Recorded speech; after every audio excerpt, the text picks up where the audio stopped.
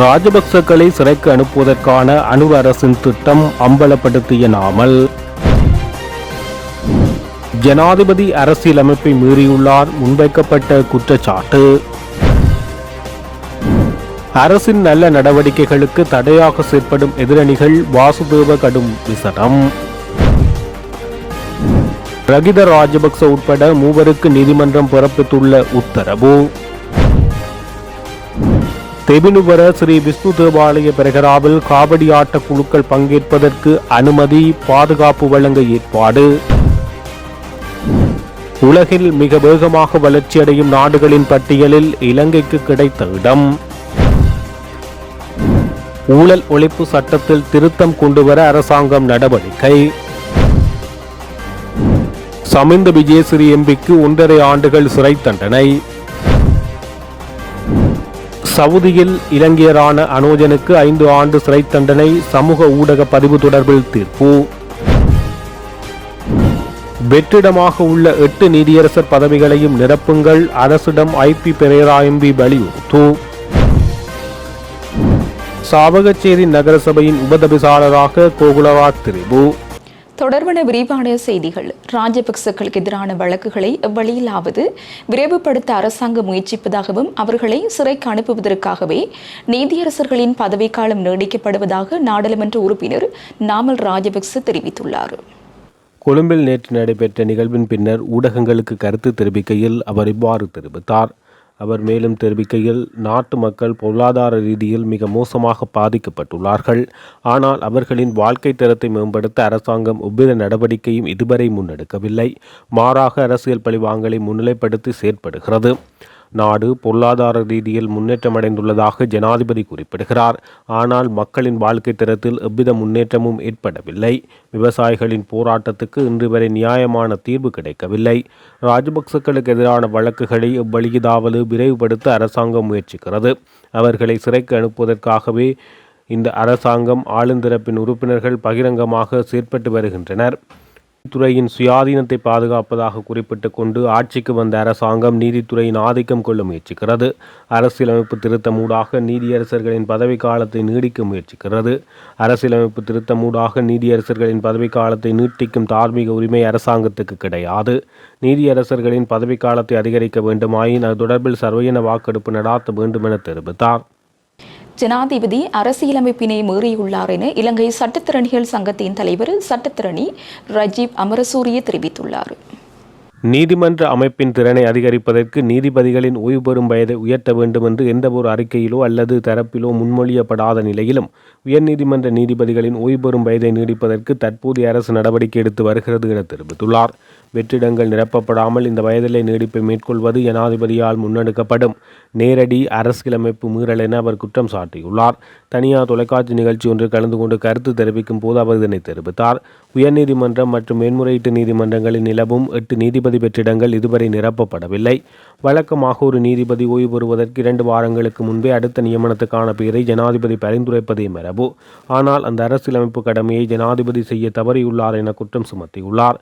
நிலுவையில் உள்ள வெற்றிடங்களை நிரப்பாமல் வேறு வழிகளில் நீதித்துறையை தங்கள் கட்டுப்பாட்டுக்குள் கொண்டு வர அரசு முயல்வதாக சுட்டிக்காட்டியுள்ளார். ஜனாதிபதியின் இந்த செயல் அரசியலமைப்பு மீறும் செயல் எனவும் இந்த ஒரு வகையான ஊழல் எனவும் தாம் பொறுப்புடன் கூறுவதாக தெரிவித்தார்.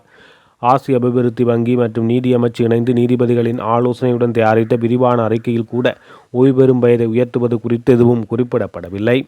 சட்டம் தொடர்பான மாற்றங்களின் போது சட்டத்தரணிகள் சங்கத்தின் ஆலோசனை பெறப்படும் என்ற வாக்குறுதியும் மீறப்பட்டுள்ளது என தெரிவித்துள்ளார். ஊடகங்கள் மூலம் இந்த செய்தியை அறிந்த பின்னர் இது குறித்து விளக்கம் கேட்டு 2026 மார்ச் 30 நீதி அமைச்சருக்கு அனுப்பப்பட்ட கடிதத்துக்கு இதுவரை எவ்வித பதிலும் கிடைக்கவில்லை என தெரிவித்துள்ளார். இதனைத் தொடர்ந்து சட்டத்தரணிகள் சங்கம் ஜனநாயக வழிமுறைகளை பின்பற்றி கடந்த மே 25 ஜனாதிபதிக்கே நேரடியாக தமது கடுமையான எதிர்ப்பை எழுத்துப்பூர்வமாக பதிவு செய்துள்ளதாக ராஜீவ் அமரசூரிய குறிப்பிட்டுள்ளார். இவ்வளவு வெற்றிடங்களை வைத்துக்கொண்டு ஒரு நீதித்துறை நிறுவனத்தை எவ்வாறு இயக்க முடியும்? இன்றளவிலும் அந்த வெற்றிடங்களை ஜனாதிபதி நிரப்பவில்லை. அதை பற்றி பேசாமல் தேவையில்லாத காரணங்களை கூறிக்கொண்டிருக்கிறார்கள் என ராஜீவ் அமரசூரிய தெரிவித்துள்ளார். அரசியலமைப்பின்படி ஜனாதிபதி பெயர்களை பரிந்துரைத்து அனுப்ப வேண்டும். அதை செய்யாமல் இருப்பது தெளிவான அரசியலமைப்பு மீறலாகும் என சுட்டிக்காட்டினார். அரசு நாட்டின் வருமானத்தை அதிகரித்துக் கொள்வதற்கான நடவடிக்கைகளை முன்னெடுக்கும் போது அதனால் பாதிப்படையக்கூடியவர்கள் வேறு விடயங்களை முன்னிலைப்படுத்திக் கொண்டு அரசை சுற்றி வளைத்து வருகின்றனர் என முன்னாள் அமைச்சர் வாசுதேவ நாணயக்கார தெரிவித்தார். வருமான வரி செலுத்தாமல் புறக்கணிப்பவர்களை அதற்கு உட்படுத்தும் வகையில் சட்டத்தில் திருத்தங்கள் கொண்டு வரப்பட்டுள்ளது. பழைய சட்டங்களின்படி வரி மேன்முறையீட்டு வழக்குகள் முடிவடைய 15 ஆண்டுகளுக்கு மேல் சென்ற நிலையில் குற்றவியல் வழக்கு தொடுக்கும் வகையில் சட்டங்கள் மாற்றப்பட்டுள்ளது. அதேபோல் வெளிநாடுகளில் வைக்கப்பட்டுள்ள நாட்டை விட்டு வெளியேற்றப்பட்ட பணத்தை 30 நாட்களுக்குள் நாட்டுக்குள் கொண்டு வர வேண்டும் என வெளிநாட்டு செலவாணி சட்டத்தின் கீழ் வட்டமானி வெளியிடப்பட்டுள்ளது. அதனை மீறுவோருக்கு எதிராக கடுமையான சட்ட நடவடிக்கை எடுக்கப்பட வேண்டும். அரசு நாட்டின் வருமானத்தை அதிகரித்துக் கொள்ளும் இத்தகைய நடவடிக்கைகளில் இறங்கும் போது இதனால் பாதிக்கப்படுபவர்கள் அரசுக்கு எதிரான குற்றச்சாட்டுக்களை பிரச்சாரம் செய்து மக்களை தூண்டிவிடுகின்றனர். உயர்நீதிமன்றம் மற்றும் மேன்முறையீட்டு நீதிமன்ற நீதியரசர்களின் ஓய்வு பெறும் வயதை அதிகரிப்பதற்கான அரசின் முயற்சிக்கு எதிரான எதிர்ப்புகள், விவசாயிகளின் பிரச்சினைகள் மற்றும் புத்த சாசனத்துக்கு பாதிப்பு ஏற்படுவதாக கூறப்படும் குற்றச்சாட்டுகள் ஆகியவற்றை முன்னிலைப்படுத்தி எதிர்க்கட்சிகள் தமது சுயநலனுக்காக அரசின் மக்கள் நல நடவடிக்கைகளுக்கு தடையாக செயற்பட்டு வருகிறது என குறிப்பிட்டுள்ளார். முன்னாள் நீதியமைச்சர் விஜயதாஸ் ராஜபக்சவின் மகனும் சட்டத்திறனியுமான ரக்கித்த ராஜபக்ச உள்ளிட்ட குழுவினருக்கு பிணையில் செல்ல அனுமதித்து கொழும்பு பிரதான நீதவான் நீதிமன்றம் உத்தரவு பிறப்பித்துள்ளது. இது தொடர்பான வழக்கு இன்று விசாரணைக்கு எடுத்துக் கொள்ளப்பட்ட போது மேற்கண்டவாறு உத்தரவு பிறப்பிக்கப்பட்டுள்ளது. முன்னாள் நீதியமைச்சர் விஜயதாஸ் ராஜபக்சவின் மகன் ரகித ராஜபக்ச, முன்னாள் சமகிஜன பலவேகிய கொரோனா தேர்தல் தொகுதி அமைப்பாளர் சரித் அபேசிங்க, விமான நிலைய மற்றும் விமான சேவைகள் இலங்கை வரையறுக்கப்பட்ட முன்னாள் நிறைவேற்று இயக்குனர் அருணஸ்ரீ வருஸ் கென்னடிகே ஆகியோர் கைது செய்யப்பட்ட நிலையில் இவ்வாறு கொழும்பு பிரதான நீதவான் நீதிமன்றம் உத்தரவிட்டுள்ளது. சிறைச்சாலைகள் திணைக்களத்தால் நாடாளுமன்றத்தில் சமர்ப்பிக்கப்பட்ட ஒரு அறிக்கையின்படி கடந்த 5 ஆண்டுகளில் 1021 சிறை கைதிகள் உயிரிழந்துள்ளனர். அவர்களில் 552 பேர், அதாவது 54% பேர் சந்தேகத்தின் பேரில் விசாரணை கைதிகளாக தடுத்து வைக்கப்பட்டிருந்தவர்கள் என அந்த அறிக்கை குறிப்பிடுகிறது. உயிரிழந்தவர்களில் 469 பேர் தண்டனை பெற்ற கைதிகள் ஆவர். இந்த கைதிகளில் 384 பேர் ஐஸ், கெரோயின் அல்லது பிற சட்டவிரோத போதைப் பொருட்களை வைத்திருந்த, விற்ற அல்லது அவ்வாறு வைத்திருந்த குற்றங்களுக்காக சிறையில் அடைக்கப்பட்டிருந்தனர். இதற்கிடையில் தடவையியல் அறிக்கைகளை சமர்ப்பிப்பதில் ஏற்பட்ட தாமதங்கள் காரணமாக கடந்த ஆண்டு இறுதிக்குள் 15,117 சந்தேக நபர்கள் சிறைச்சாலைகளில் தடுத்து வைக்கப்பட்டிருந்ததாக அந்த அறிக்கை சுட்டிக்காட்டியுள்ளது. தவினுவர ஸ்ரீ விஷ்ணு தேவாலயத்தின் வருடாந்த இசல பெருகிராவில் காவடி ஆட்ட குழுக்கள் பங்கேற்பதற்கு அனுமதி வழங்கப்பட்டுள்ளது. கிடைக்கப்பெற்ற புலனாய்வு தகவல்களை அடிப்படையாக கொண்டு பாதுகாப்பு காரணங்களுக்காக காவடி ஆட்டத்தை நீக்குமாறு போலீசார் முதலில் பரிந்துரைத்த போதிலும் தற்போது அந்த முடிவு மாற்றியமைக்கப்பட்டு அனைத்து காவடி குழுக்களும் பெரகராவில் பங்கேற்க அனுமதி அளிக்கப்பட்டுள்ளது. ஆரம்பத்தில் குறிப்பிட்ட சில குழுக்களுக்கு மட்டுமே அனுமதி வழங்கும் தீர்மானத்தினால் அதனுடன் தொடர்புடைய சில பாதாள உலக குழுக்களுக்கிடையே உரசல்கள் மற்றும் பதற்றமான சூழ்நிலைகள் ஏற்பட்டன. இவ்விவகாரம் தொடர்பில் தேவாலயத்தின் பஸ்நாயக நிலைமைவுக்கும் கஞ்சிப்பாணி இம்ரான் பர்ன் அச்சுறுத்தல் விடுத்தமை அடுத்து இந்த விவகாரம் நாட்டின் முழு கவனத்தையும் ஈர்த்திருந்தது. இம்ரானின் அச்சுறுத்தலை தொடர்ந்து தெபுந்துர பகுதியைச் சேர்ந்த பிரபல பாதாள உலக கும்பல் தலைவனும் போதைப்பொருள் கடத்த காரணமாகவும் அறியப்படும் தெகிபொல மல்லி மற்றும் கஞ்சிப்பாணி இம்ரான் ஆகிய தரப்புகளுக்கு இடையில் மோதல் வெடித்தது. தமது மத நம்பிக்கைகள் தொடர்பில் தலையிட வேண்டாம் என கஞ்சிப்பாணி இம்ரானுக்கு பாலேமல்லி வெளியிட்டுள்ள ஆடியோ மற்றும் வெளியானது. இந்த பின்னணியில் கஞ்சிப்பாணியின் கூட்டாளி என கூறப்படும் சான் பிரமித்தின் மாமாவின் வீட்டை இலக்காக கொண்டு தெகிபால மல்லியின் ஆதரவாளர்கள் என கூறப்படும் சிலரால் துப்பாக்கிச்சூடு நடத்தப்பட்டதாக தெரிவிக்கப்படுகிறது. இந்த சம்பவங்களை அடுத்து புலனாய்வு அறிக்கையை மேற்கோள் காட்டியும் நிலவும் அசாதாரண சூழ்நிலையை கருத்தில் கொண்டு காவடி நடத்தை மாத்திரம் பெரகராவில் இருந்து நீக்குமாறு பொலிஸ் மா அதிபர் பரிந்துரை செய்தார். ஆனால் தேவாலயத்தின் பஸ்நாயக்க நிலைமை திங்கட்கிழமை காலை அனைத்து காவடி குழுக்களும் பெரகராவில் கலந்து கொள்ளும் அனுமதியை வழங்குவதற்கு திடீர் தீர்மானம் எடுத்துள்ளதாக குறிப்பிட்டார். இந்த பரஸ்பர முரண்பாட்டினை அடுத்து இன்று மாத்தறை மாவட்ட செயலகத்தில் நடைபெற்ற இது தொடர்பான கூட்டத்தில் பொதுமக்கள் பாதுகாப்பு அமைச்சர் ஆனந்த விஜயபால, பொலிஸ் மா அதிபர் பிரியந்த வீரசூரிய, மாத்தறை மாவட்ட செயலாளர் சந்தன திலகரத்ன உள்ளிட்ட பல்வேறு உயர் அதிகாரிகள் கலந்து கொண்டனர். இதில் மேற்கொண்ட தீர்மானத்தின்படி அனைத்து காவடி குழுக்களுக்கும் பெரகராவில் கலந்து கொள்ள அனுமதி அளிக்கப்பட்டுள்ளது. பாதாள உலக குழுக்களின் அச்சுறுத்தல்கள் மற்றும் பாதுகாப்பு கவலைகள் காரணமாக ஊர்வலத்தின் பாதுகாப்புக்காக மேலதிக போலீசார் மற்றும் விசேட அதிரடிப்படையினர் பணியில் ஈடுபடுத்தப்பட உள்ளனர்.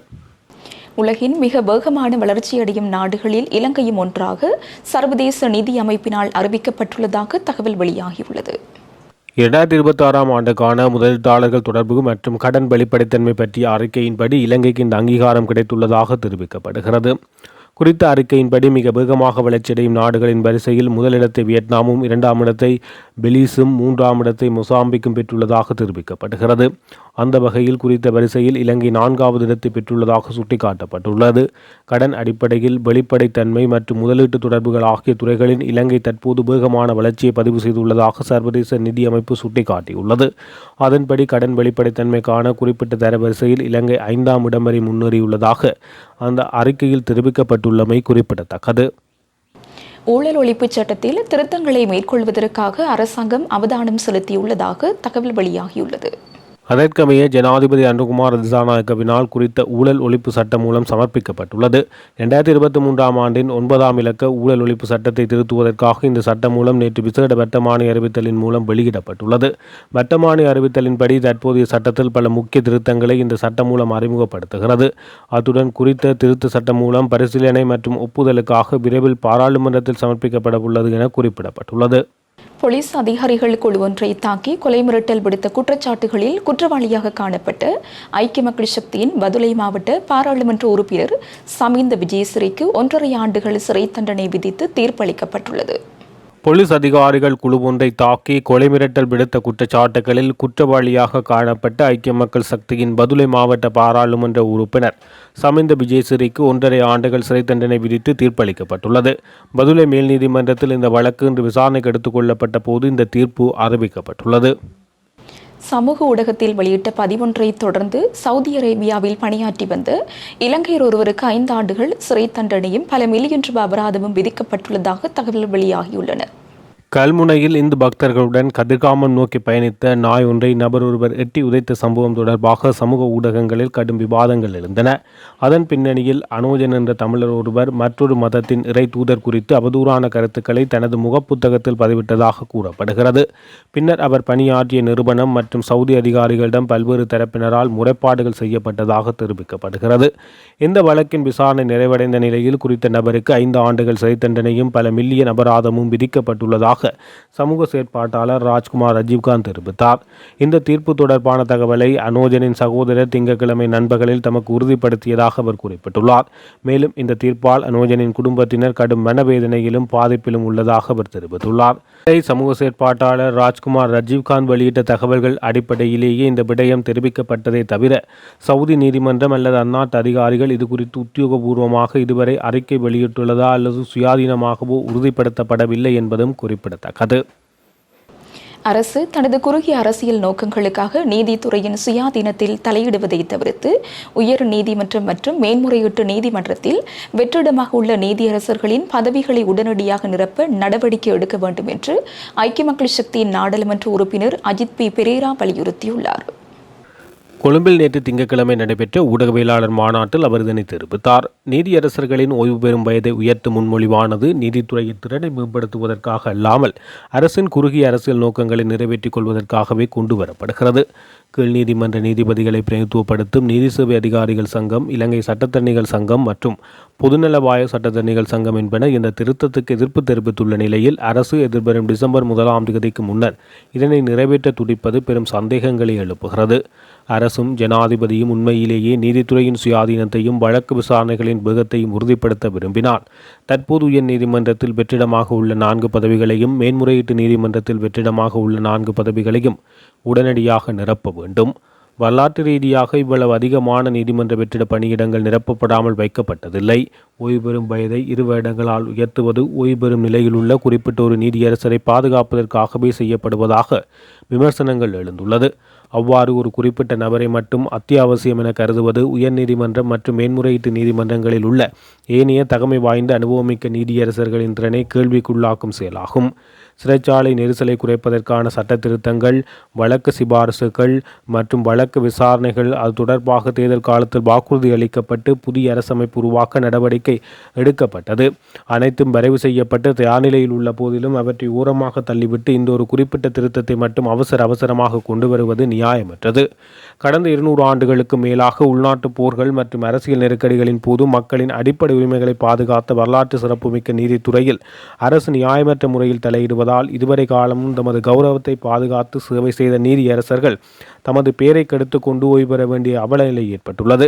எனவே இந்த அவசர அரசியலமைப்பு திருத்தத்தை கைவிட்டு வெற்றிடமாக உள்ள 8 நீதியரசர் பதவிகளையும் உடனடியாக நிரப்பி அரசு தனது நல்லெண்ணத்தை நிரூபிக்க வேண்டும் என குறிப்பிட்டுள்ளார். சாவகச்சேரி நகரசபை உப தவிசாளராக சங்க கூட்டணியைச் சேர்ந்த முத்துலிங்கம் கோகுலராஜ் திருவுள்ளச்சீட்டு மூலம் தெரிவு செய்யப்பட்டுள்ளார். சாவகச்சேரி நகரசபை உபதவிசாளர் தெரிவு உள்ளூராட்சி ஆணையாளர் சாம்பசிவம் சுதர்சன் தலைமையில் இன்று இடம்பெற்றது. இதன்போது உபதவிசாளர் தெரிவுக்காக தமிழ் தேசிய மக்கள் முன்னணி மற்றும் ஜனநாயக தமிழ் தேசிய கூட்டணி சார்பாக முத்துலிங்கம் கோகுலராஜ் போட்டியிட்டார். தமிழரசு கட்சி சார்பாக பவுலினா சுபோதினி தபானராசன் போட்டியிட்டார். 18 உறுப்பினர்கள் கொண்ட சாவகச்சேரி நகர சபையில் தமிழரசு கட்சிக்கு 6 உறுப்பினர்களும், தமிழ் தேசிய மக்கள் முன்னணிக்கு 6 உறுப்பினர்களும், ஜனநாயக தமிழ் தேசிய கூட்டமைப்புக்கு 2 உறுப்பினர்களும், தேசிய மக்கள் சக்திக்கு 3 உறுப்பினர்களும், ஈழ மக்கள் ஜனநாயக கட்சிக்கு 1 உறுப்பினர்களும் உள்ளனர். இவர்களில் ஜனநாயக தமிழ் தேசிய கூட்டமைப்பின் 1 உறுப்பினர் ஆளுநரின் வர்த்தமானி அறிவித்தலூடாக நீக்கப்பட்டு தேசிய மக்கள் சக்தியின் 1 உறுப்பினர் வெளிநாடு சென்றிருந்தார். இந்த நிலையில் திறந்த வாக்கெடுப்பு இடம்பெற்றது. இதன்போது இரு கட்சிகளும் தலா 7 வாக்குகள் கிடைக்கப்பெற்றது. தமிழரசு கட்சிக்கு ஈழ மக்கள் ஜனநாயக கட்சி உறுப்பினர் ஆதரவளித்தார். தேசிய மக்கள் சக்தி உறுப்பினர்கள் இருவரும் நடுநிலைமை வகித்தனர். இதனை அடுத்து திருவுளச்சீட்டு மூலம் உபதவிசாளர் தெரிவு இடம்பெற்றது. இதன்போது ஜனநாயக தமிழ் தேசிய கூட்டணியின் உறுப்பினர் முத்துலிங்கம் கோகுலராஜ் தெரிவு செய்யப்பட்டார். இத்துடன் ஜெஃப்னக்லரியின் மதிய நேர பிரதான செய்திகள் நிறைவடைகின்றன. மேலதிக செய்திகளை அறிந்து கொள்ள www.jeffnaglery.lk என்ற இணையதளத்தின் ஊடாக இணைந்து கொள்ளுங்கள்.